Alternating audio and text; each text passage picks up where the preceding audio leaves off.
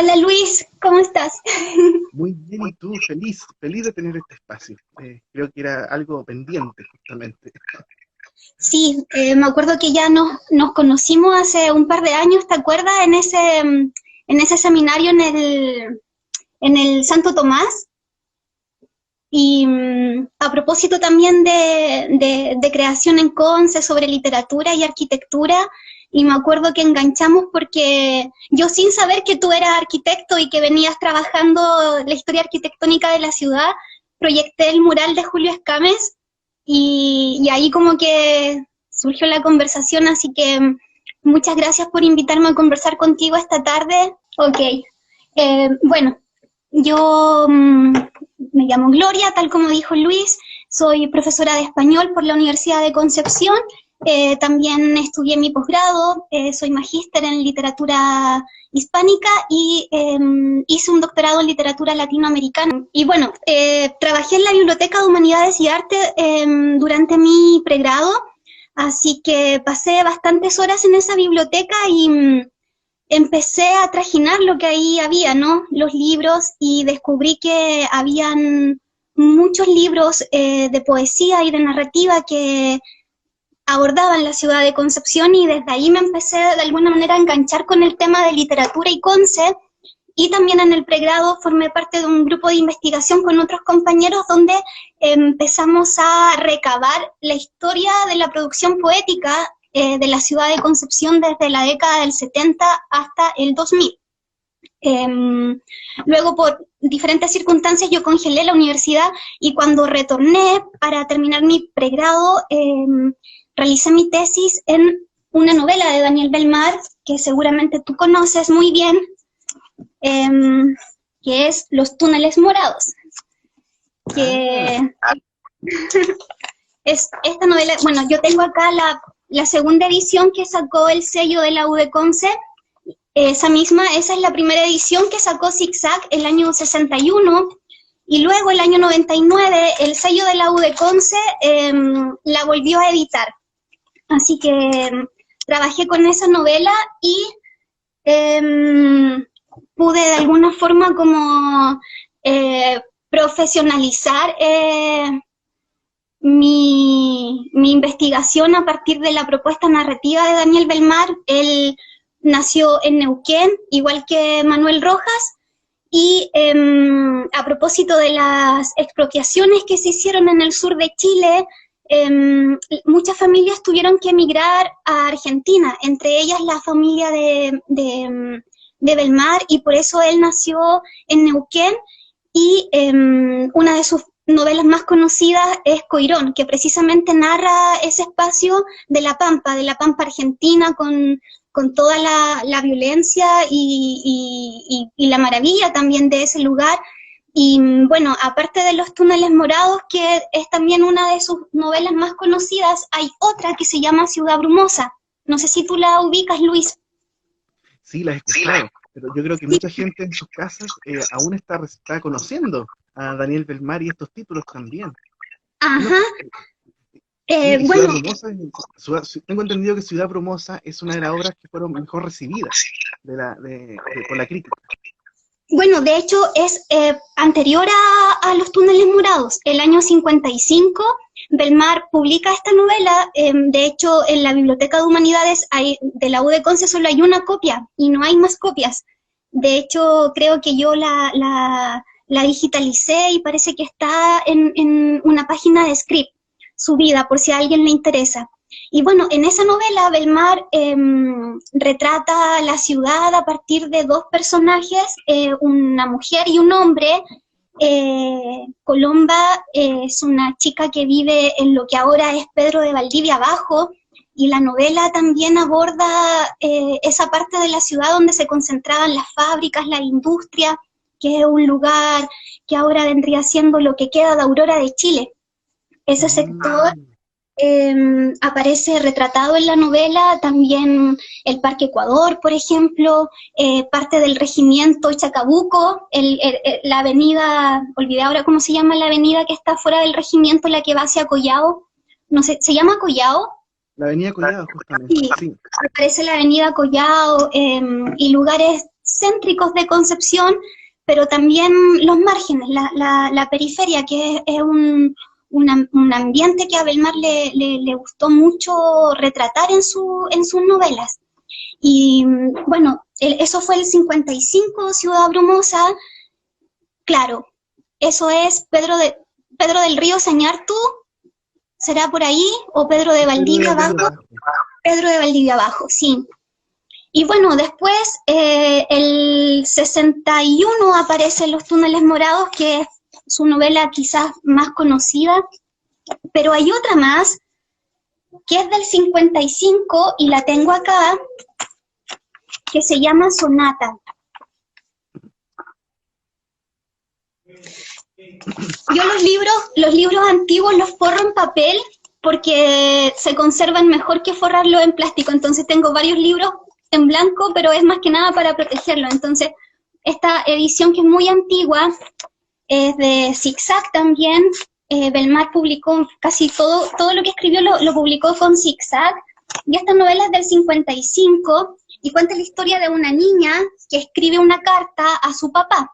Y según Pacián Martínez, que fue un amigo muy cercano a Belmar, aquí este es el escrito que seguramente tienes tú también, él, a partir de una serie de crónicas, va reconstruyendo la vida de Belmar y va reconstruyendo también el contexto en el que él vivió, en el que escribió.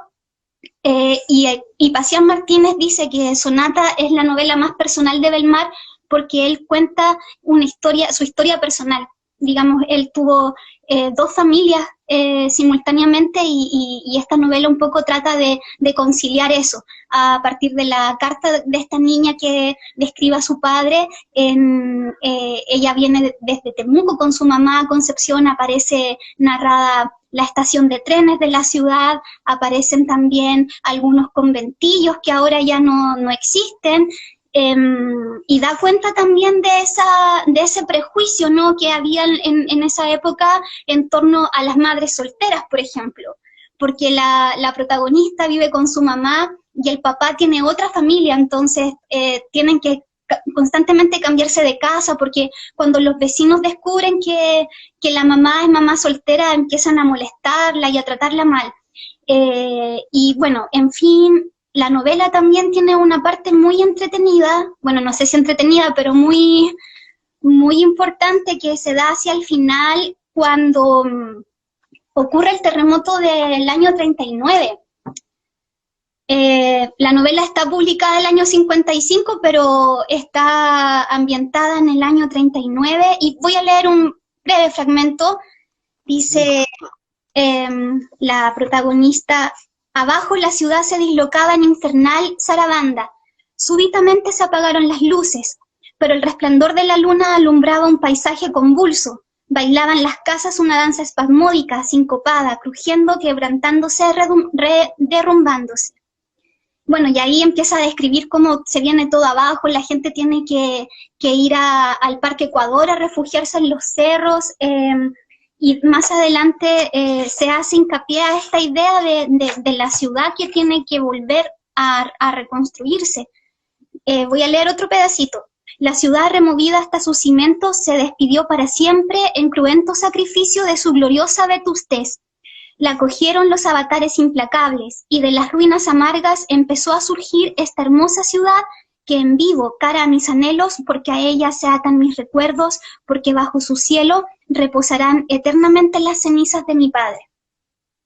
En esta novelita también, aparte del terremoto, veo que hay algunas imágenes. Eso sería como Barros Arana, quizás.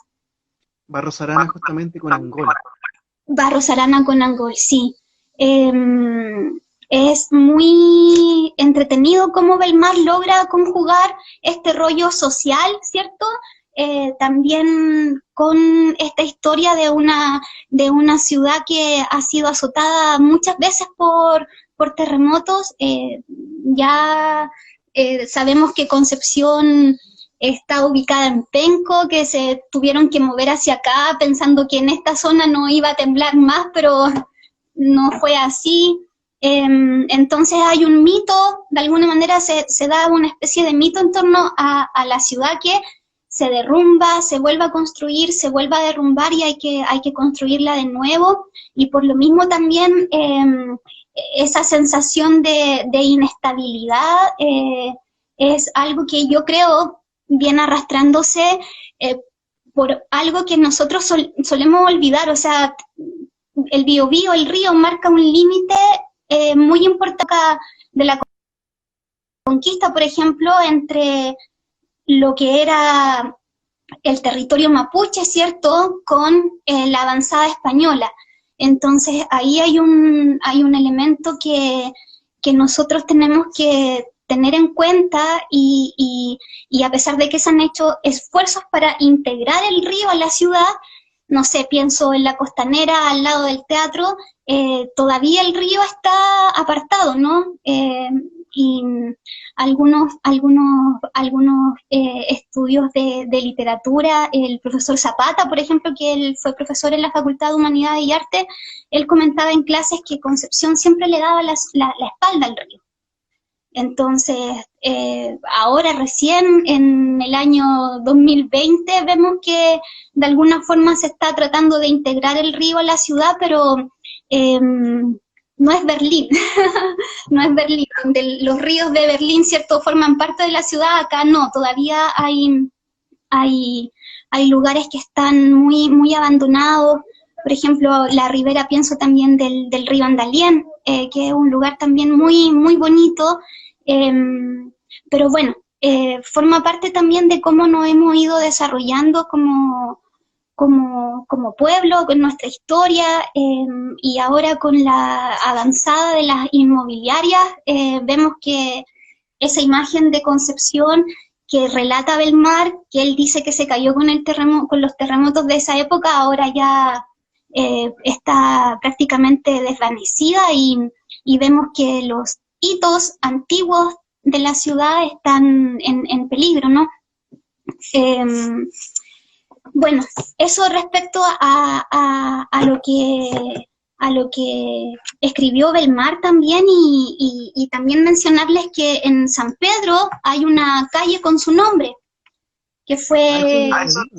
Sí, de hecho acá en el libro de Pacián Martínez hay una imagen de la inauguración de la calle Daniel Belmar Ríos en San Pedro de la Paz. Y en este libro también de Belmar aparece, por ejemplo, la Casa del Arte, la Escuela de Bellas Artes, en la que vivió Violeta Parra cuando estuvo aquí en Concepción, que estaba ubicada cerca... Sí, cerca del Parque Ecuador. No encuentro la foto ahora, pero... Pacián Martínez, sí, Pacián Martínez también la recupera en una de las crónicas, y que fue un lugar muy importante porque ahí se reunieron muchos escritores, artistas, y es lamentable que no haya podido, digamos, continuar funcionando, ¿no? O sea, si ese lugar hubiese podido seguir funcionando, hubiese sido algo maravilloso. Pero tiene que ver también con la vida de Violeta Parra, ¿no? Que ella constantemente estaba moviéndose y ella no se iba a quedar para siempre en Concepción. Lo que yo ignoro es si cuando ella se fue, esa casa quedó a cargo administrativamente de alguien. Bueno, esta casa, ahí funcionaron también talleres de arte, ahí estuvo Tole Peralta, estamos hablando de esa era dorada de la cultura y el arte en Concepción, con el grabado, con Chávez, ¿me entiendes? Escames, por supuesto. Sí, el vínculo con Violeta Parra es muy importante. Y bueno, esta fotografía que estamos viendo es de la década del 20. Ojo que para el terremoto del 39 esta casa quedó muy deteriorada y perdió el segundo piso. Cuando Violeta Parra, digamos, y toda esa época, los años 50, la casa estaba totalmente transformada, pero aún guardaba algunos detalles, como las ventanitas, digamos, de la entrada o el pórtico, pero lo demás estaba transformado. Bueno, de esa época también, porque a todos estos personajes también les gustaba mucho la bohemia, ¿no? Entonces, Belmar, junto a otros escritores y poetas, se reunían en un lugar que se llamaba El Castillo, que... Acá hay una fotografía, el castillo Parece que terminaron de echarlo abajo, hace tiempo que ya con este asunto de la cuarentena, no, hace varios meses que no ando por Conce, pero está ubicado en un colmo, en Orompeyo, me parece. Estaba, estaba en Orompeyo, de hecho. Vamos a poner la vista de Google Maps porque estaba en Orompeyo entre Los Carrera y Maipú. Lo Ex- demolieron completamente y ahora hicieron un edificio que en realidad, a mi juicio, es uno de los edificios más feos que han hecho en Concepción. Es un edificio bajito, de 4 pisos, creo, pero es como de cartón. Siento que en sí, cualquier momento va a colapsar ese edificio. Siento que está muy mal hecho. bueno, en ese lugar se reunían los escritores, los artistas, los pintores, y en este libro de Pasión eh, aparece una fotografía. Bueno, a esta gente no solo le gustaba beber, sino que comer también, entonces era un lugar, sí, ahí se ve, esa es la imagen que recuerdo, que tengo yo, de, de la Le fachada del... agradecemos a Google que no ha actualizado esto del 2012, así que Sí, eso es lo que yo alcancé a ver, justo lo que tú estás mostrando ahí. Sí, todavía queda, que se ven algunos parte del menú.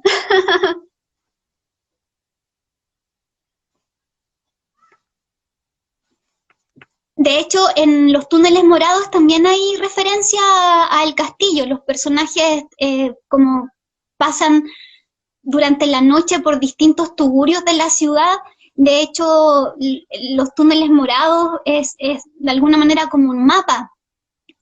Hay muchas referencias a la plaza, por ejemplo, al castillo, a los arrabales, que están, digamos, el centro de Concepción en esa época eran unas cuadras solamente, no sé, Carrera o Higgins, ¿cierto? claro, Pero claro. después de Carrera eso ya era la periferia completa, barro, mucho barro, mucha pobreza también, entonces eh, leer estas novelas de Belmar, Ciudad Brumosa, Los túneles morados, Sonata, es un poco viajar en el tiempo a esa época en que la velocidad era otra. Así Sí, que y además, Gloria, la calle Orompeyo, ¿eh? Porque la calle sí, Orompeyo tenía múltiples dimensiones, o sea, la calle, por ejemplo, El Castillo, la calle ajá, de los Arrabales, o sea, pasado Carrera, que donde actualmente, o sea, donde estuvo Sodimac y de ahí mucho más hasta claro, Bulnes, digamos. sí. Pero también era la calle del Teatro Concepción, era la calle que tenía otra connotación también. Sí, y el Barrio Rojo también, o sea, si pensamos, por ejemplo, en Gonzalo Rojas y esos poemas que escribió a la calle Orompeyo, o en este mismo libro de Tomás Harris, El Zipango, aquí también hay una reescritura de estos lugares en donde él, bueno, lo que hace Harris de alguna manera es como reescribir una especie de conquista, como una épica en torno a esta ciudad que estaba como armándose, que estaba siendo conquistada, y con toda ese horror y la violencia también. Y también a propósito de eso, delante también te la mostré, que es esta novela. Bueno, José Miguel Vara fue Premio Nacional de Literatura, él falleció hace ya varios años, y esta novela es un tesoro. Él cuenta la historia del pintor Julio Escames a partir de las conversaciones que tuvo con él. Eh, Desde la infancia de Escames, él nació en una localidad rural cerca de Cañete, y su familia se trasladó a Manquimávida después. Hay un pasaje muy bonito donde se describe el viaje en tren desde Manquimávida a Concepción. Cerca de Concepción está Chiguayante, una pequeña ciudad donde había una importante industria textil. La estación siguiente del tren yendo hacia el sur es Manquimávida. Ese era el destino decidido. Y luego la familia vuelve a Concepción, y hay un episodio en la novela donde Escames le relata a José Miguel Vara un encuentro con el escritor Miguel Serrano. Miguel Serrano es una figura bien controversial en la literatura chilena por sus vínculos con el hitlerismo esotérico. Entonces hay algunas personas que no les gusta para nada Serrano, pero independientemente de eso, Serrano era muy, muy buen escritor. Y aquí en esta novela hay una anécdota en donde Serrano viene a Conce a una ceremonia en la U de Concepción y es invitado a una ceremonia en donde una mujer muy bella, muy bella, muy voluptuosa, intenta seducirlo. Y Serrano no se espanta ante ese ofrecimiento y Escámez le dice que cómo era capaz de rechazar a una mujer tan hermosa. Has cometido el error más grande de tu vida, le dice, despreciar semejante belleza, y Serrano le dice que no, que él tiene otros principios. En esta novela también aparece relatado el terremoto del 39 y ¿cómo que se llama? Acá está, una cita. Como todos los caserones del viejo Concepción, este conservaba vestigios del esplendor que alcanzó la ciudad a fines del siglo XIX. Allí vivieron familias acaudaladas que más tarde se fueron a otros barrios o a la capital. Esta idea de que las personas con dinero, como que ya cuando la plebe se empieza a acercar como a sus territorios, se van a otros lugares de la ciudad. Entonces, eso es lo que de alguna manera dice el narrador acá. Y luego se relata el terremoto y dice, la casa tenía algo realmente fastuoso. La mampara, una puerta monumental de fina madera labrada con volutas y con un gran vidrio biselado de procedencia europea en el que aparecían 2 cisnes en relieve con las alas desplegadas. Entonces hay unas descripciones bien bonitas de este caserón donde vivía la familia de Escámez en Concepción, que luego se vino abajo con el terremoto del 39.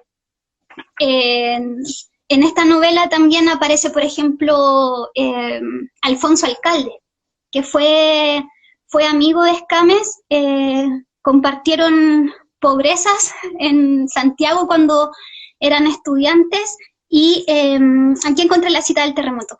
El terremoto originó una interminable serie de historias reales o inventadas que se contaron por años y años. Una de ellas, en el tercer piso de una casa en la parte más vieja de Concepción vivía un empleado público que acostumbraba a llevarse trabajo para su hogar. Después este empleado queda colgando del balcón de la casa, que se derrumba y él queda ahí colgando del balcón, y más adelante hay un pasaje muy, muy potente que se refiere al teatro. Que está, donde está ahora el Mall del Centro, ¿sí? El Mall del Centro. Concepción tiene un teatro de ópera suntuoso, de estilo neoclásico, algo rococó, con ángeles, cariátides, balcones ricamente ornamentados, molduras ondulantes de yeso, un plafón con ninfas y carros celestiales. Había sido construido en los tiempos del auge de la ópera, copiando al pie de la letra algún teatro europeo. La noche del 24 de enero de 1939 estaba lleno de gente. Entre los espectadores, una pareja de novios muy atortolados. Él acababa de pedir la mano de su novia. De pronto comienza el terremoto, el inconcebible sacudón, y empieza a derrumbarse todo aquello: lámparas, yeso, balaustradas, muro. El novio, con gran presencia de ánimo, tomó fuertemente a su novia de la mano y trató de salir con ella cuando se produjo la pausa entre los 2 grandes remesones. Sin soltarla, corrió entre escombros y vidrios rotos, trozos de columnas, butacas doradas, y logró, jadeando, salir a la calle. Ya comenzaban los incendios y la locura colectiva, pero estaban a cubierto bajo el cielo. Por lo menos ya nada podría caerles desde lo alto. Por fin, suspiró el novio, nos salvamos. Y se dio vuelta para mirar a su novia, cuya mano seguía sujetando con fuerza, pero ella no estaba, solo estaba la mano. Bueno, y sí, es más escabroso que como lo relata Belmar en Sonata. Imagínate quedar ahí con la mano de tu amado o de tu amada. Y bueno, podría seguir hablando de esta novela, pero Me gustaría también contarle algunas otras cosas, pero solo una cosita más a propósito de la Academia de Arte. Dale nomás. Sí, de la Academia de Arte de la que estábamos hablando delante, donde estuvo Violeta Parra. Aquí también se hace referencia a ese lugar, donde se reunían y donde también aparece el Liceo Enrique Molina, que también fue un polo cultural bien importante en la ciudad. Allí también surgieron talleres literarios. De hecho, Belmar, hubo un taller que se llamaba Daniel Belmar, un taller de literatura que se llamaba Daniel Belmar. Y en ese taller, por ejemplo, estuvo Pacián Martínez, que después se hizo periodista y terminó siendo uno de los... No sé si hay otro periodista tan bacán como Pacián Belmar en Conce. Debe haber, quizás yo no lo ubico, pero sin duda el aporte de Pacián Martínez es también muy, muy importante para poder reconstruir toda esta historia.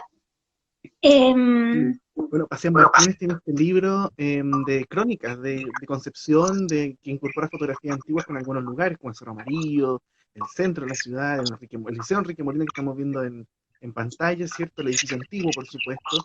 Y mira, esta foto es bien bonita, Gloria, porque aquí también se ve la casona que fue ocupada por la UDEConce, por los talleres de arte. ¡Qué lindo! No conocía esa foto. Es que esta casa era de la UDEC. O sea, era de la familia Spoeller, pero la universidad se la compró a la familia, y aquí estuvo el Instituto de Fisiología. Y después muchas otras cosas, hasta el terremoto del 60, ya cuando colapsa, se demuelve y se hace el liceo. Ya, ok. Qué precioso. No había visto la parte del Enrique Molina como lo estás mostrando tú, pero esa foto no la conocía. Está muy bella. Qué increíble. Es viajar en el tiempo. Sí. Hay otra publicación de Belmar que se llama Oleaje, que es una, no sé si novelita, me parece que son 3 cuentos, y aquí también, por ejemplo, aparece parte de San Pedro, la desembocadura de San Pedro, también él hace una historia en ese lugar. Y hay una novela que a mí me fascina, que es esta. Bueno, hay una historia que dice que Roberto Bolaño pasó por Concepción, que posiblemente estuvo en Conce no sé cuánto tiempo, pero no hay registro de su paso por la ciudad más que esto, que es ficción. Y esta novela está dividida en varios capítulos, y los primeros capítulos cuentan la historia de un grupo de estudiantes que van a talleres de poesía, un taller de poesía en la Facultad de Medicina de la UDEConce y otro taller que funcionaba en otro lugar. En el contexto previo a lo que es el golpe de Estado en el año 71, luego, no voy a hacer spoiler, se dice, no voy a hacer spoiler por si a alguien le interesa leer la novela, pero hay un cambio rotundo en la historia, y de Concepción la historia salta a Europa. Entonces hay una descripción no tan completa como lo que hace Belmar en sus relatos, pero sí hay referencias a la ciudad. Por ejemplo, la primera vez que vi a Carlos Pieder fue en 1971 o tal vez en 1972, cuando Salvador Allende era presidente de Chile. Entonces hacía llamar a Alberto Ruiz Tagle y a veces iba al taller de poesía de Juan Stein en Concepción, la llamada capital del sur. Y ahí, bueno, él describe, digamos, como la peripecia de estos amantes de la poesía que tienen este encuentro con un personaje que les va a cambiar la vida para siempre. No voy a decir cómo para no arruinar el relato, pero ahí también aparece Conce, y Estrella Distante es una novela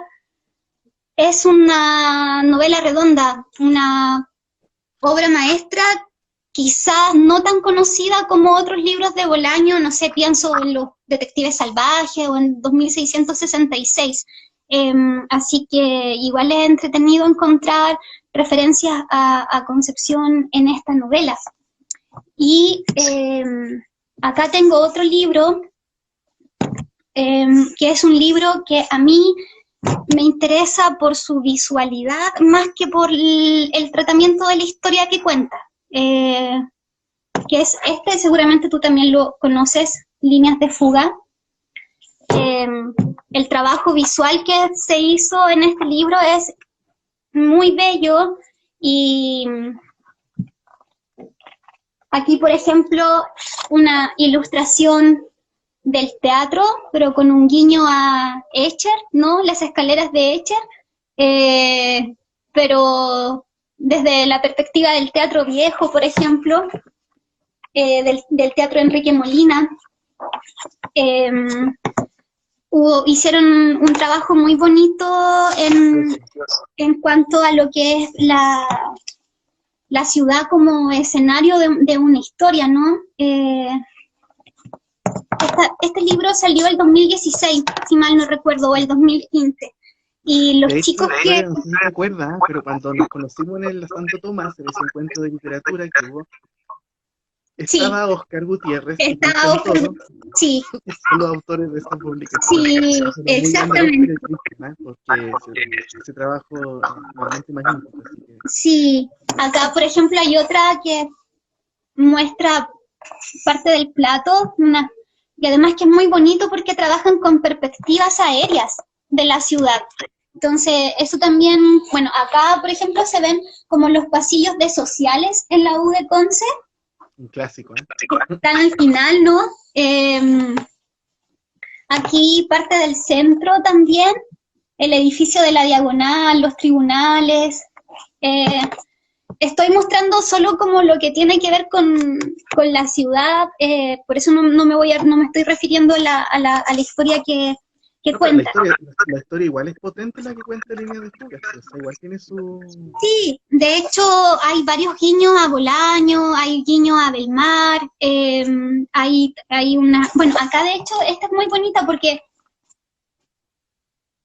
¿qué sería esto? Una reilustración, una reilustración del mural de Escames. 2.0, ¿no? Sí, ahí está, ahí está. Así que también es otra muestra, digamos, una novela gráfica que los chiquillos igual hicieron un trabajo bien bonito ahí porque ellos pudieron, me parece que viajaron por varios lugares de Chile en un convenio con las bibliotecas vivas, mostrando su trabajo, así que eso también le da mucho valor porque tenemos este problema de conectividad, somos un país largo, pero no estamos conectados, no sabemos lo que pasa en el norte, no sabemos lo que pasa en el sur, y acá la editorial La Tregua con los chicos hicieron que este trabajo se moviera y estuvieron mostrándolo en otras ciudades, así que eso es también lo que falta más, como acá entonces hay mucha creación, pero de alguna forma estamos como desconectados con lo que se hace en otros lugares. Y bueno, eso también... Una cosita bien importante, porque hemos hablado mucho del mar, hemos hablado bastante, y el mural justamente aparece en el mar, y aparecen otras celebridades también de Concepción de aquel entonces, en el mural de la historia de la farmacia. Para quienes están integrándose en la conversación, y este famoso mural que acaba de mencionar Gloria también, que fue representado en Líneas de fuga, es el mural de la Maluji, de la farmacia Maluji, edificio de Maco Gutiérrez, que va a ser parte de la celebración que va a tener este jueves, que les comenté al principio, después de las 7 de la tarde, así que ahí vamos a dejar las coordenadas de Facebook sobre la obra del arquitecto Maco Gutiérrez, haciendo publicidad justamente, Gloria, para que no se me olvide. Sí, no, está bien. Ahora, construyeron un edificio justo al lado. Yo me acuerdo que hace un tiempo atrás hubo algunas polémicas porque tenían miedo que la construcción de alguna forma le hiciera daño al mural. ¿Tú supiste algo de eso? ¿Qué pasó finalmente? O sea, al final no van a, no, sí, efectivamente por las vibraciones está en peligro, porque el edificio estamos hablando que es una obra gigantesca, de proporciones Ujú. bastante ridículas para el lugar en el cual está emplazado. Pero efectivamente ahí intervino el Consejo Monumentos y se tomaron cartas al respecto. O sea, hay un distanciamiento y ahora yo no sé qué pasará a futuro con eso. ¿A qué acuerdo habrán llegado propiamente tal? Había también se estaba haciendo un estudio para restaurar el mural, porque yo la última vez que entré fue en marzo a la farmacia, que ahora es un local donde venden incienso y vela y cosas así como mágicas, y me fijé que había una parte del mural que estaba con moho, o sea, se estaba pudriendo. Y recuerdo que se habían hecho unas visitas antes de que empezara a la construcción del edificio que está al lado para restaurarlo, pero no sé en qué quedó. ¿Tú supiste algo de eso? ¿O era La una verdad no evaluación lo sé, solamente? no lo sé. No sabría decirte en qué estado está. Yo sé que la idea de restaurar el mural está hace tiempo y es un hecho que está deteriorado. O sea, te digo, lo Ujú. que sí sé es que el mural tiene hongos, claramente tiene mucha humedad, hay varias partes del mural se han desprendido y simplemente se cayeron. Por lo tanto, bastante crítica la situación del mural propiamente tal. Sí, es una pena. Yo tengo entendido que como está emplazado en una propiedad privada, eh, como que el Consejo de Monumentos no puede trabajar directamente, es como hay un asunto legal ahí bien fome porque mm, ojalá no se continúe destruyendo más de lo que está, ¿no? Claro, y aparte considerando que la obra de Escames igual es bien difusa, o sea, tenemos el famoso mural, que aquí voy a mostrar una joyita que tengo, que es el de la pintura social en Chile, editorial Quimanchú, ¡Wow! en el ¡Qué cual hermoso! vemos que está totalmente suelto, pero aquí se ve este mural de Escames, ¡Guau! ¡Fabuloso! Esa estaba en Chillán. este que está en Chillán, que fue destruido después del golpe de Estado Sí, durante la dictadura, lo picaron y sí, pintaron, después picaron mm, un mural gigante, está de la municipalidad de Chillán. sí, sí. Sí, y Es muy triste lo que pasó con ese mural. Es muy lamentable. sí, y quiero agregar una cosilla antes que se me vaya, Gloria, cuando tú mencionaste algo, bueno, hablaste de Bolaño, hablaste de también los talleres de poesía, y hablaste de Mm, Concepción, la capital del sur de Chile. sí, Mencionaste eso. Y fíjate que es bien importante considerar el tema literario en Concepción. O sea, hay que recordar el año 1958, las escuelas de verano de la Universidad de Concepción, y el evento que mm, ocurrió ese año que fue el primer el encuentro de con escritores chilenos, escritores. que salió Sí, publicado esta Atenea, sí. Ujú. esta Yo la Atenea, tuve. ¿y quiénes fueron los que estuvieron acá? Por ejemplo, hemos oído a los poetas Braulio Arenas, Miguel Arteche, Efraín Barquero, Humberto Díaz Casanueva, Nicanor Parra, dramaturgos Fernando Ledesa, Luis Alberto Jereman, José Ricardo Morales, a los novelistas y cuentistas Guillermo Atías, Daniel Belmar, por supuesto, Ujú. Mario Espinosa, Nicomedes Guzmán, Enrique Lafourcade, Carlos León, Herbert Müller, Volodya Teitelbaum y José Manuel Vergara. Mario Oces, Luis Oyarzún, etcétera, etcétera, etcétera, y muchos más nombres que se dieron Sí. cita aquí en Después, Concepción. ese fue el 58 y el 60 se hace otro encuentro y ahí vino Ginsberg, por ejemplo, Allen Ginsberg, el poeta beat norteamericano, Mm. quien simplemente dijo que a los escritores chilenos les faltaba marihuana.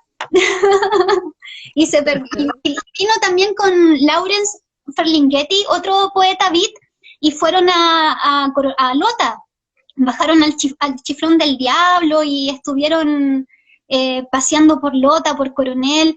Es también una historia que no es tan conocida, pero Ginsberg estuvo aquí en Conce con Sábato, con Parra, con Ferlinghetti, con Fuentes, el escritor mexicano, y fue un boom, porque de hecho algunos autores dicen que en ese encuentro surgió el boom latinoamericano, Eso a es bien raíz de importante.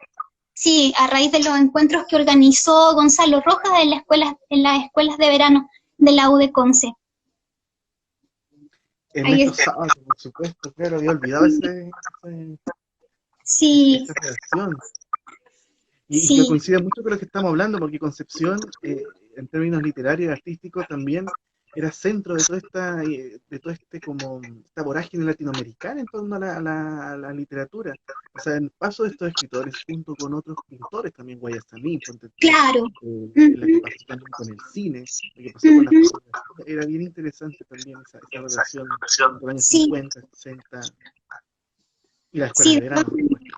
sí. Bueno, de hecho, yo participé en un grupo de investigación hace unos años y acá tengo uno de los libros que se hicieron a partir de un buceo en el archivo de la hemeroteca de la U de Concept, donde escribimos artículos en torno a cómo era la ciudad en esa época y lo que yo pude deducir era que Concepción en la década del 60 era una ciudad que estaba levantándose porque empezaron a construirse edificios en altura, pero al mismo tiempo era una ciudad que estaba hundida en el barro.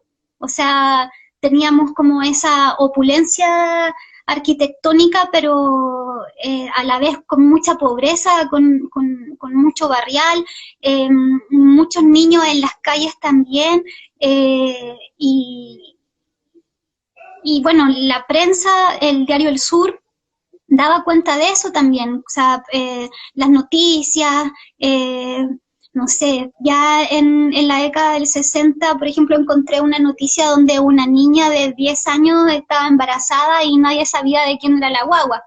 Entonces, ahí guardando las proporciones, hay una especie como de horror que se sigue manteniendo a pesar de la evolución, digamos, de los años y de la tecnología, historias terribles que se suceden en épocas pasadas y que hoy en día también están. Oh, qué bonito eso. ¿Qué parte es esa? Barros Arana con Aníbal Pinto, el año 1950-55 de noche. ¿Y por qué Qué quiero mostrar esta lindo. historia? Porque calza perfecto con lo que tú mencionas. Concepción de Ujú. los 50, bueno, de los 60 también, digamos, una imagen que se repitió, mucha altura, mucho brillo, muchos letreros luminosos. Pero esto era Sí, Barros mucho. Arana, O'Higgins, con Cueva Freire. Pero había mucha marginalidad justamente en la ciudad, muchos niños. Si uno ve Sí. la prensa en ese libro que tú mostraste justamente, que me parece súper interesante, y yo no lo tengo, pero lo he ojeado bastante, Ujú. es un trabajo bien interesante porque uno ve la otra dimensión del Concepción antiguo. Concepción es, digamos, si tú ibas pasado Maipú, Carrera, era otra realidad, con muchos conventillos, la marginalidad extrema, que es Sí, totalmente opuesta a este brillo y luces de la gran ciudad, por decirlo de algún modo. sí, Mucho barro. Piensa que en el Cerro de la sí. Pólvora en el Cerro de la Pólvora estaban ay, se me fue la palabra, donde quemaban la basura, los incineradores de basura, justamente. Oh, ya. Era un crematorio donde se quema, y alrededor de eso había muchas poblaciones también. Ujú. Las lagunas, Laguna Redonda con poblaciones callampa, como se les llamaba en aquel entonces. Sí, José Pascual, sí, la misma historia, el río Biobío, el claro. río Andalén. Entonces, Los alrededores del Cerro Chepe, por ejemplo, también. absolutamente. Entonces, claro, podemos hablar mucho de esta concepción eh, directo a la modernidad, y ojo, que el año 50 fue el cuarto centenario. O sea, Concepción, el año 1950 celebra este cuarto centenario donde también la cultura fue muy importante, el arte, lo que se hizo para celebrar aquel año y aquella década también, bien, bien Ujú. importante, muy, muy importante. Sí, bueno, hemos hablado de autores antiguos, ¿cierto? Que ya pasaron hace mucho tiempo por este lugar, eh, pero esas generaciones de creadores que han ocupado como escenario la ciudad de Concepción se va renovando, ¿cierto? Van emergiendo nuevas propuestas, nuevas visiones, y es así, por ejemplo, donde, bueno, te mostraba delante el Zipango de Harris, que no es un texto que aborda la ciudad de Conza así propiamente tal, pero sí hay un tratamiento poético ficticio en torno al territorio de la ciudad. Está también este que es, bueno, no es propiamente Conce, pero que es para mí es muy importante, que es esta novela gráfica Lota 1960, que es la historia de la huelga larga del carbón que se dio con los mineros, ¿cierto? Que de hecho los mineros iniciaron esta huelga que fue muy larga y que de alguna manera se acabó porque llegó el terremoto del 60 y quedó, digamos, como desplazada por el terremoto, pero es una historia que tal cual. De hecho, acá mira, igual que la foto que estoy mostrando, las familias cruzando el puente sobre el Biobío. Esta novela gráfica está hecha, bueno, por varios ilustradores. No me acuerdo ahora de todos los nombres, pero aquí deben estar. Pero está, por ejemplo, Fabián Rivas, no sé si es Luisa Echeverría el nombre de la niña, bueno, está Claudio Romo también, y el guión de la historia es de Alexis Figueroa. Entonces, se cuenta la historia de la huelga larga del carbón desde distintas perspectivas. Y hay otra parte de la novela que cuenta la historia de una mujer que recuerda la huelga larga cuando ella era niña, y hay un salto en el tiempo, y esa niña que vive la huelga después se transforma en una profesora de la U de Conce. Y ella rememora, ¿cierto?, esta historia cuando cruzó con su familia el puente acompañando a los demás mineros y llegan a la ciudad, y ella después crece y se transforma en una astrónoma. ¡Oh, qué precioso! ¡Wow, qué increíble! Y es muy bonita esa historia que tú cuentas, la de la profesora. Preciosa. Oye, Luis, ¿y ese archivo, dónde lo conseguiste? Mira, esto lo publicaron en un medio de prensa independiente, pero es un clip que está grabado y está documentado y que está circulando en varias redes sociales, incluso en YouTube. ¡Qué hermoso! No lo descripción para que la gente pueda acceder. Había visto otro clip, pero ese no. ¡Qué increíble! Mira toda esa gente, ¡qué hermoso! ¡Qué bello! Sí. Sí, bueno, de hecho acá en esta novela gráfica hay un salto bien bonito porque el último relato muestra como una ciudad como apocalíptica. Entonces es bien bonito esa muestra como histórica, y este salto después hacia el futuro. Es muy, muy interesante este libro, es realmente muy, muy bello. Desde el papel que usaron para, por ejemplo, esta hoja, quizás no se aprecia bien, pero el color de la hoja es como el color del carbón. Entonces tiene esos detalles muy, muy, muy bellos. Voy a mover acá un poquito. Y siguiendo un poco en esa línea de lo gráfico, me tocó mediar este fanzine que es de Carlos Vergara. ¿Ya? Es un grabador. Él es un grabador de acá de Concepción, uno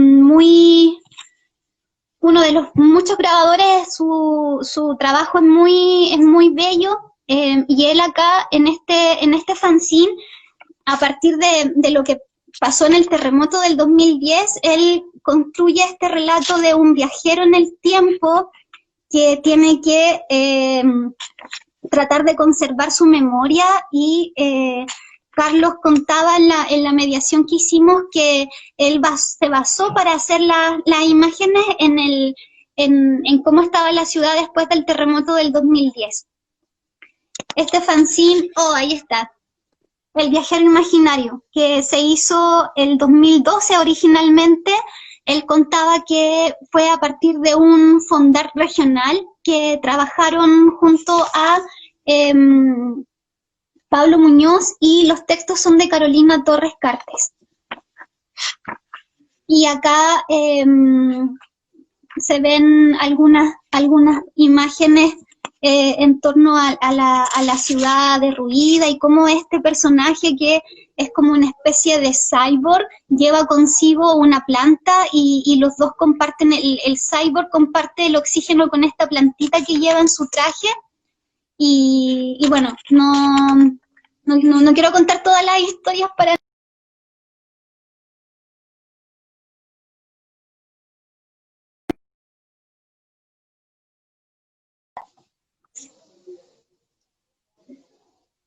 De hecho, sí, El viajero imaginario de Carlos Vergara.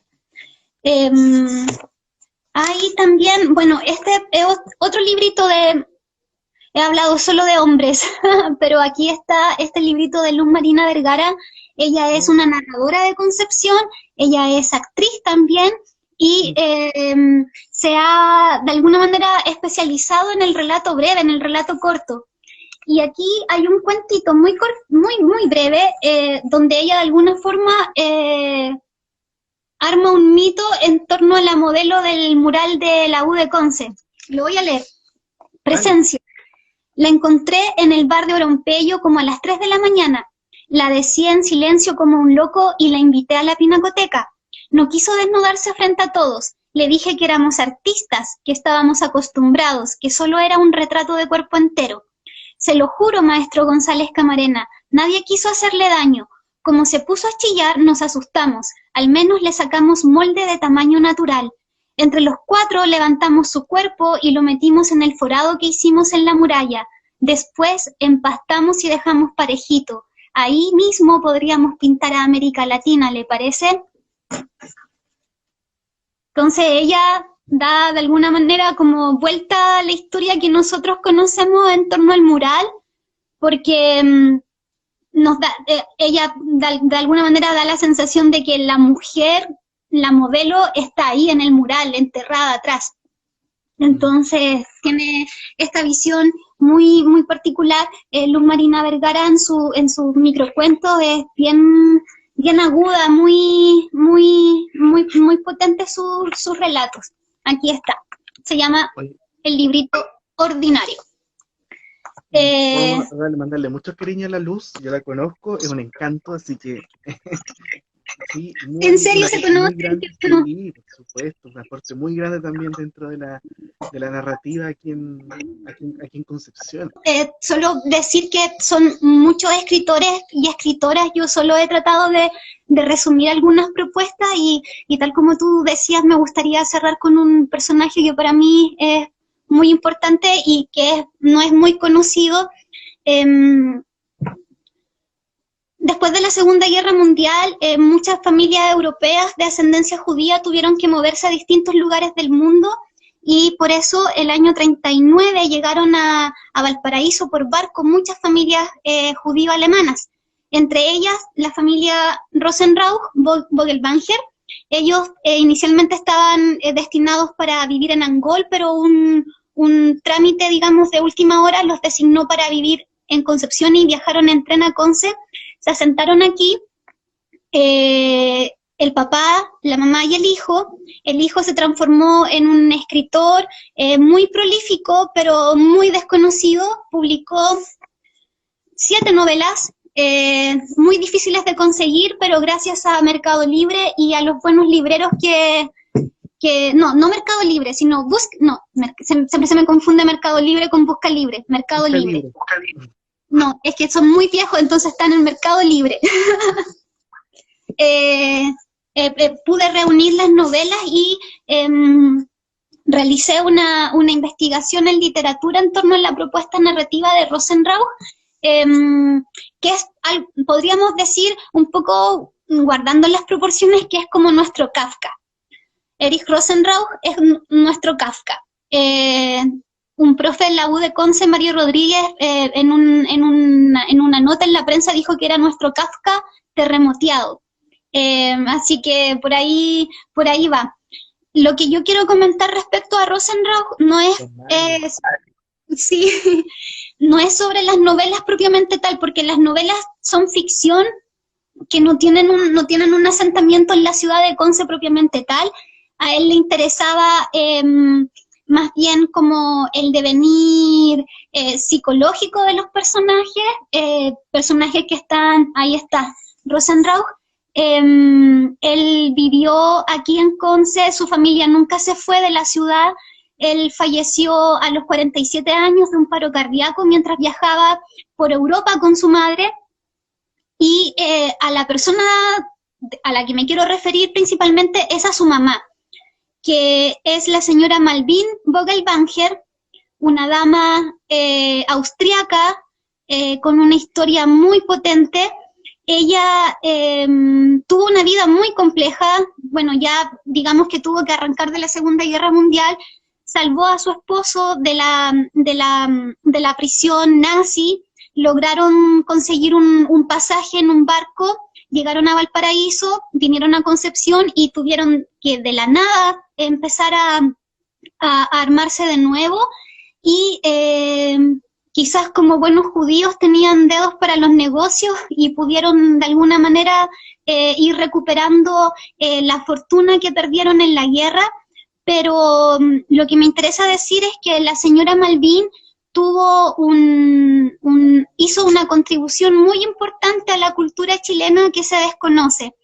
Ella, por ejemplo, dentro de las cientos de cosas que hizo, fue donar dinero a la Biblioteca Nacional de Chile para profesionalizar el archivo de prensa, lo que nosotros conocemos como la hemeroteca de la Biblioteca Nacional.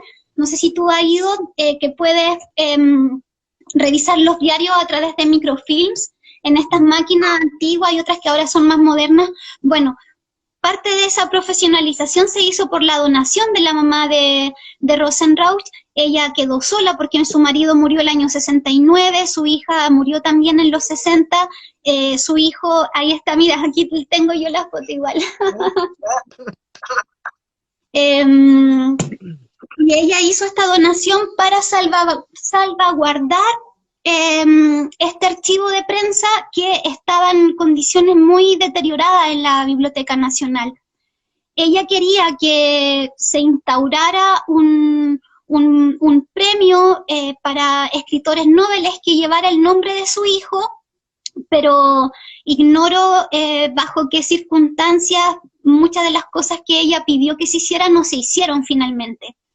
De hecho, en la Biblioteca Nacional nadie sabe de Malvin Vogelbanger, entonces hay que tratar de hacer un trabajo de visibilización de su aporte desinteresado.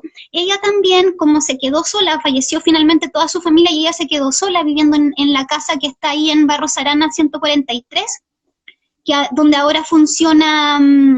Perdón, Aníbal Pinto 143, donde ahora funciona una casa de acogida del Hogar de Cristo para adultos mayores.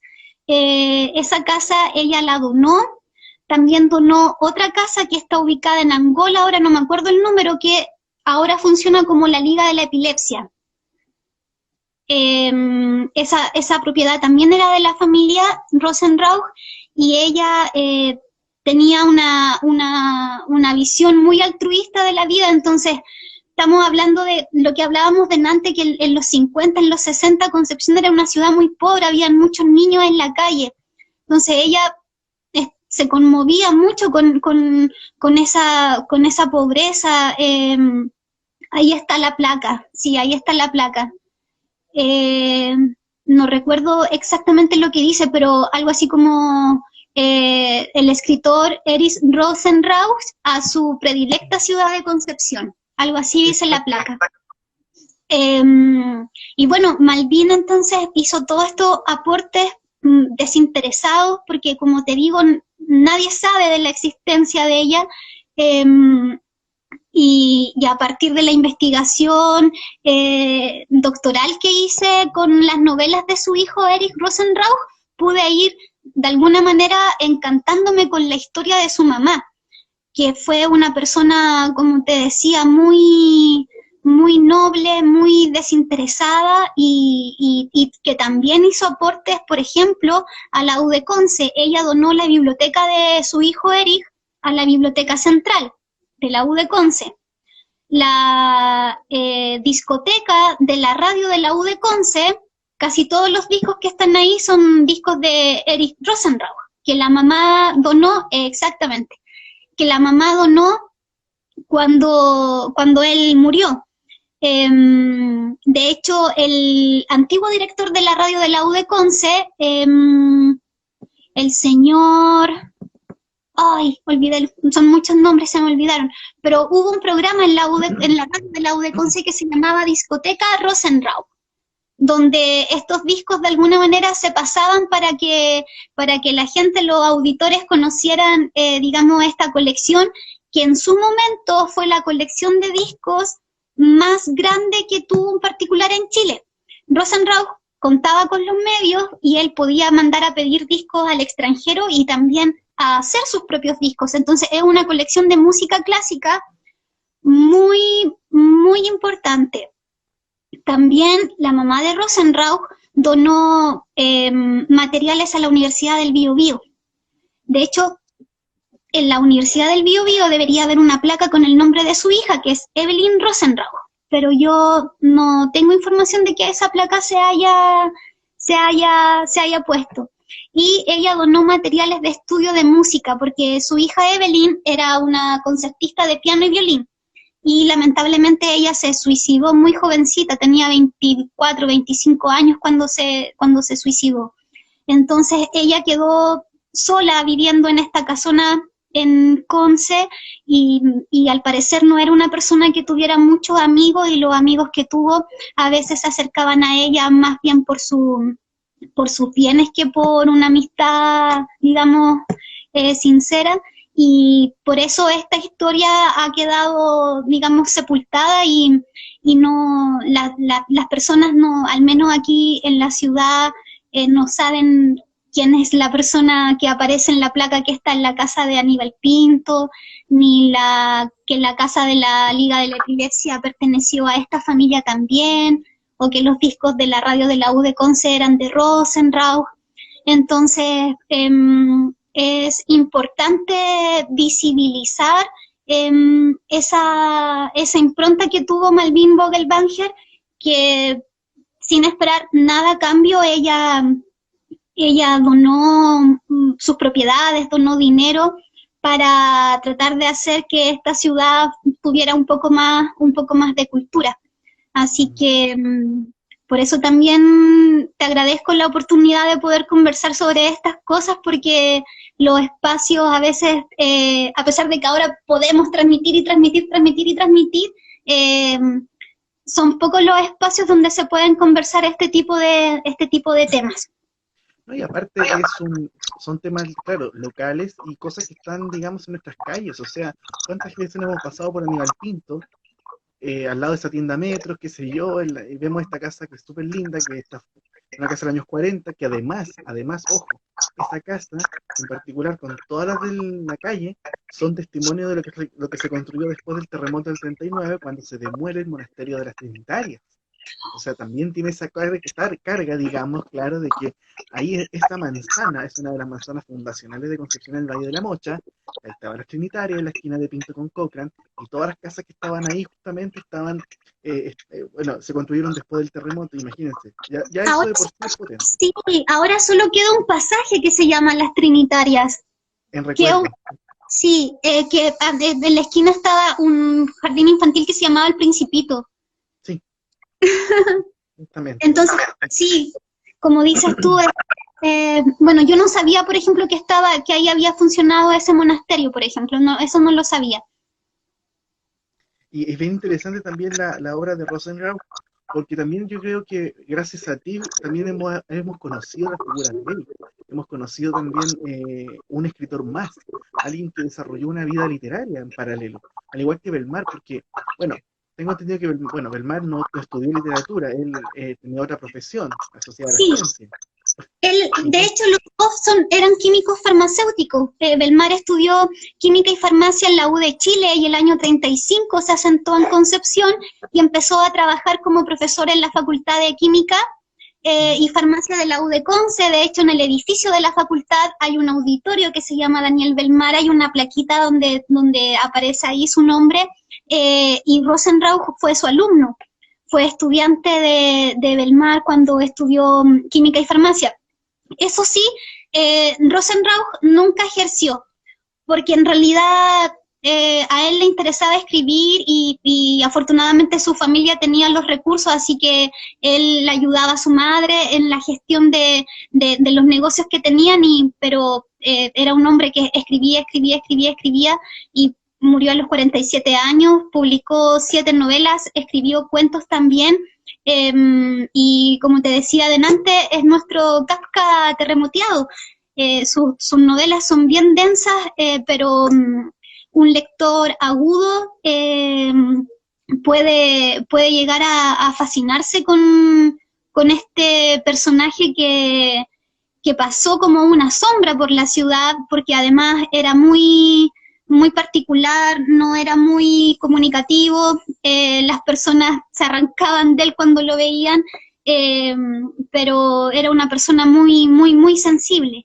Y claro, como dices tú, yo tuve no sé, la chance o la coincidencia, como te digo, de llegar a él y descubrir sus novelas, de poder conseguirlas y descubrir esta madeja de una historia que mezcla la literatura, que mezcla la familia, que mezcla la historia, que mezcla la ciudad, y tratar de alguna manera de poner su nombre en el presente, porque sin duda, tanto a nivel de lo que escribió Rosenrauch y de las cosas que hizo su mamá, me parece que debemos conocerlo, así como, eh, no sé, Santiago tiene lo suyo, Valpo tiene lo suyo, Valdivia tiene lo suyo, nosotros también lo tenemos y es importante que lo conozcamos, que las nuevas generaciones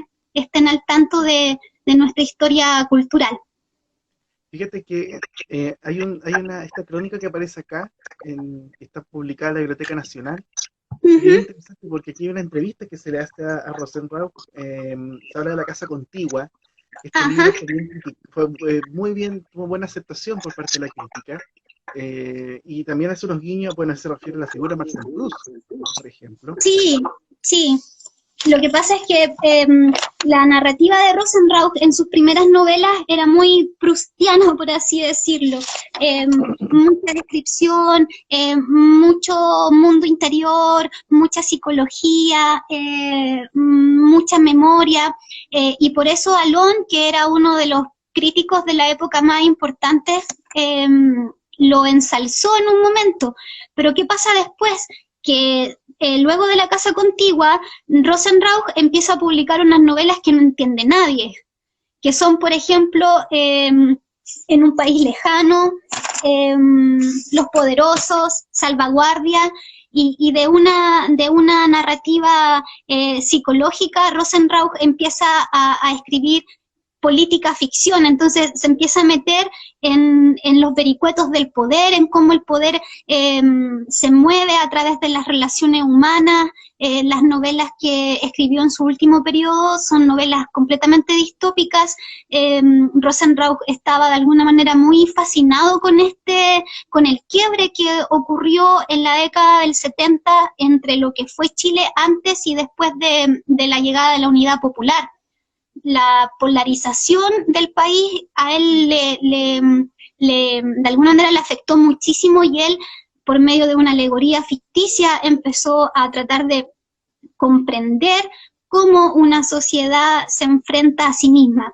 Por eso Alon, que en un principio, le auguró un futuro narrativo auspicioso, después en otras crónicas también publicadas en el Mercurio, dijo que ya no lo entendía, que no entendía Rosenrauch. Entonces, por lo mismo, las novelas de este escritor no funcionaron, en el público masivo, porque requieren una lectura más aguda, un lector que esté dispuesto a bucear en la letra enredada de Rosenrauch. Pero no es tarde para acercarse a él, y yo, espero en algún momento, solventar cuestiones legales, para tratar de hacer que las novelas de Rosenrauch puedan volver a publicarse y tratar de generar, debate, porque finalmente la lectura es también un acto creativo, y si abordamos novelas, que se escribieron hace muchos años, en el presente podemos también entender cómo nos hemos configurado a nivel histórico y cultural. Fíjate que, bueno, ojalá, te deseo el mayor de los éxitos y desde aquí tienes todo el apoyo también para cualquiera de tus iniciativas, Gloria. Así que, Gracias, fíjate que Luis. este mismo artículo habla de Alon justamente y hace esta crítica al crítico. Dice, Alon es un crítico caprichoso que hoy día puede ensalzar a un escritor y mañana retractarse de lo dicho. Alon es Sí, un tema bien complejo porque además estamos hablando de una era en la cual existía la crítica literaria, Siempre hemos hablado que la crítica de algún modo ha desaparecido en muchos aspectos. La crítica literaria, la crítica artística, arquitectónica, de algún modo ha desaparecido progresivamente de los medios. Eh, el comentar las obras que se producen para también generar estos feedback, estas palabras gringas que uno ocupa. La Y Alon, retroalimentación. claro, la retroalimentación. Y Alon es un personaje que polariza también la escena literaria chilena. Sí, Y claro, sí, bien interesante eso. sí. Sí, Bueno, y como te decía también, hay una serie de escritoras y escritores de Conce que siguen escribiendo sobre la ciudad, sobre todo los escritores más chicos, los poetas más chicos, se siguen fascinando como por Conce como escenario, el bar, siempre hay escrituras del bar, qué sé yo, la ciudad, pienso, no sé, solo por darte algunos nombres en escritores como más contemporáneos que ahora igual son conocidos, al menos en la escena chiquitita que tenemos nosotros, no sé, pienso en la Karina Capitana, por ejemplo, que ella escribe sobre Conce, sobre Hualpencillo, y otras escritoras, otros poetas también. Entonces, hay un nicho creativo que está constantemente renovándose y que está efervesciendo y que ahora de alguna manera, gracias a las redes sociales, se puede masificar un poco más. absolutamente. Y Concepción siempre va a dar algo, va a dar material. Tal vez Sí, los sí, procesos van a cambiar, ya no tenemos la misma arquitectura que vio Belmar o que vieron otros autores como Rosenrauch, por ejemplo, pero está en constante cambio. Y las reinterpretaciones, por ejemplo, lo que es la luz marina, por decir. por ejemplo, sí, de todas maneras. Aparte que Luz Marina es una de las pocas narradoras que tenemos. Sí, Estamos llenos de poetas, pero tenemos pocos narradores, tenemos pocas narradoras, así que ahí también hay un punto para Luz Marina. y también la dramaturgia. Sí, sí, de hecho la dramaturgia en Concepción está teniendo mucho auge desde hace un tiempo. De hecho, una compañía de teatro llevó a las tablas Los túneles morados de Belmar, la compañía Escarabajo, Mm, si no mal no recuerdo, el año 2016 puede ser, llevaron Los túneles morados al teatro en una adaptación bien interesante, bien bonita, bien jugada igual, que tuvo amplia aceptación del público. Yo fui a una de las funciones y me dijeron que todas las funciones estuvieron llenas de gente, así que eso también ayudó a que el nombre de Belmar se moviera, y el propio Rosenrauch también escribió teatro, y eso lo sabe muy poca gente. Ahí está, la adaptación de Los túneles morados. Rosenrauch también escribió teatro, el año 56 publicó 3 obras de las que no hay registro que hayan sido montadas. Es un libro que se llama Tres dramas, y de hecho en la Biblioteca de Humanidades y Arte hay una copia y no hay más copias, así que ahí también tenemos un antecedente de dramaturgia escrita en Concepción que no ha sido abordada. y qué increíble este rescate también que se hace, porque siempre hablamos de rescate patrimonial, de rescate de la memoria, pero también dada la historia de esta ciudad en torno a la cultura, todo lo que hemos hablado en esta conversación, es importante mirar hacia atrás y empezar a rescatar a esos personajes, a los creadores que pasaron, que vivieron y que al mismo tiempo crearon desde Concepción para el mundo. Sí. La capital del sur, la capital cultural del sur, justamente. Sí, y de alguna manera nosotros como habitantes del presente tenemos una responsabilidad en conocer ese legado. En mi caso, como yo pude investigar y pude estudiar, es una responsabilidad también para mí hacer de que estas historias se conozcan y lleguen a las personas, lleguen a los niños, por ejemplo, lleguen a la juventud, a los estudiantes. Así que de nuevo te agradezco la invitación a conversar sobre los escritores y las escritoras y sobre Conce. Por supuesto. Hay una página de Eric Rosenrauch, ¿cierto? En Facebook. Sí, hay una página de Rosenrauch que yo la armé, en la que he ido reuniendo material en la Biblioteca Nacional Digital de o sea, ¿cómo se llama? Sí, Biblioteca Nacional Digital creo que se llama, es un archivo donde hay de todo, así se han digitalizado muchas cosas de muchos escritores y escritoras, así que también hace poco salió una publicación que es un periódico que se llama NN, que está circulando en Conce hace como dos años más o menos, y ahí tuve la oportunidad de escribir un perfil sobre Malvin Vogelbanger, que es la mamá de Rosenrauch, para de alguna manera hacer correr esta historia. Así que si a alguien le interesa, pueden ahí trajinar en esa página y van a encontrar reseñas, fragmentos de libros y notas de prensa y otras cosas más. Totalmente. Bueno, ahí vamos a dejar todas las coordenadas cuando subamos el capítulo. Les recuerdo que todas estas conversaciones quedan en el IGTV de aquí de Historia Arquitectónica, además del canal de YouTube. Así que, bueno, Gloria, no sé qué más decir. El tiempo pasó volando y estuvo muy interesante esta conversación, muy entretenida.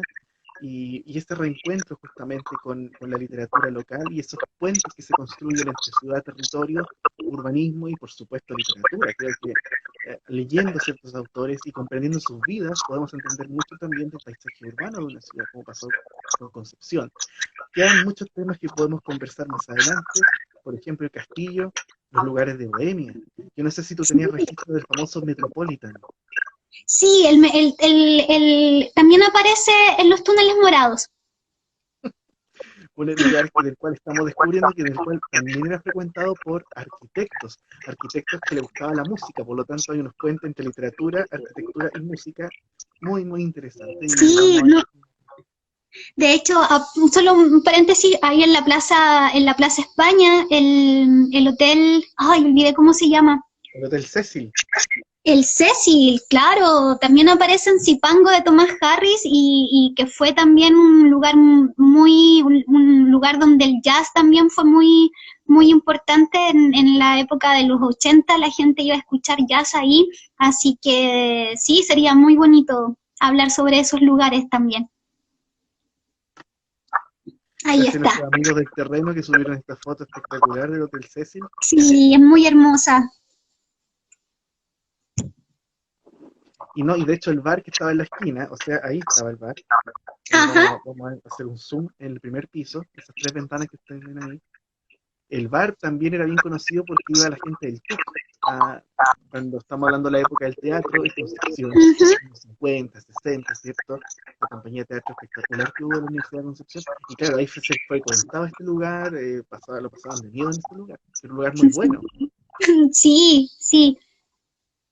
No, qué precioso. A mí me emociona mucho hablar de estas cosas porque es como es como guardar un tesoro, ¿no? Como guardar un tesoro y poder compartirlo con más personas es muy, muy, muy grato. Absolutamente.